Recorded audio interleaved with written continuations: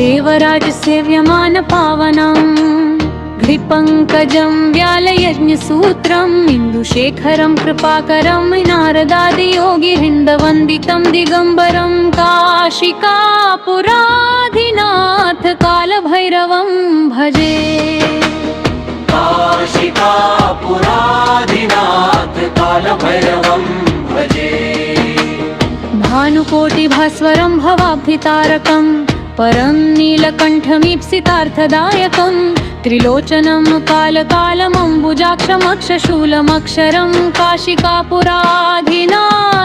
कालभैरवं भजे। काशिकापुराधिनाथ कालभैरवं भजे।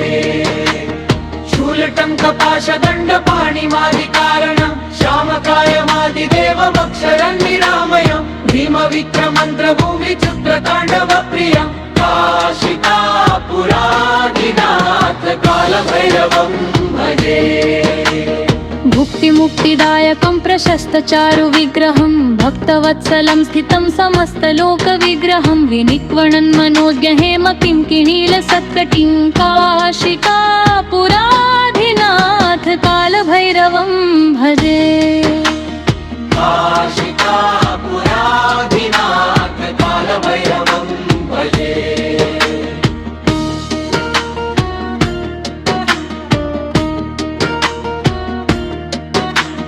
धर्मसेतुपालकं धर्ममार्गनाशकं कर्मपाशमोचकं सुशर्मदायकं विभुवं स्वर्णवर्णशेषपाशशोभिताङ्गमण्डलं काशिकापुराधिनाथ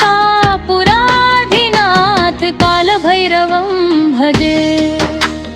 काशिकापुराधिनाथ कालभैरवं भजे।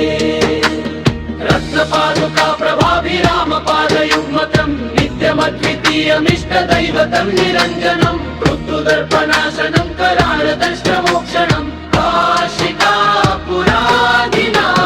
कालभैरवं भजे। अट्टहासभिन्नपद्मजाण्डकोशसन्ततिं दृष्टिपातनष्टपापजालमुग्रशासनम् अष्टसिद्धिदायकं कपालमालिकन्धरं काशिकापुराधिनाथ कालभैरवं भजे। काशिकापुराधिनाथ कालभैरवं भजे। भूतसङ्घनायकं विशालकीर्तिदायकं काशीवासलोकपुण्यपापशोधकं विभुं नीतिमार्गकोविदं पुरातनं जगत्पतिं काशिकापुराधिनाथ कालभैरवं भजे। कालभैरवं भजे। कालभैरवं भजे। कालभैरवं भजे।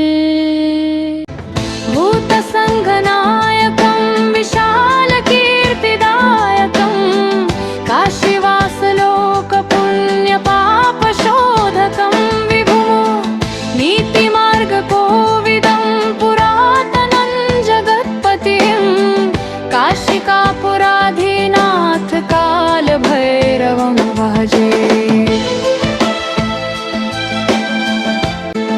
कालभैरवाष्टकं पठन्ति ये मनोहरं ज्ञानमुक्तिसाधनं विचित्रपुण्यवर्धनं शोकमोहदैन्यलोभकोपतापनाशनं ते प्रयान्ति कालभैरवाङ्घ्रिसन्निधिं ध्रुवम्। इति श्रीमत्सङ्ग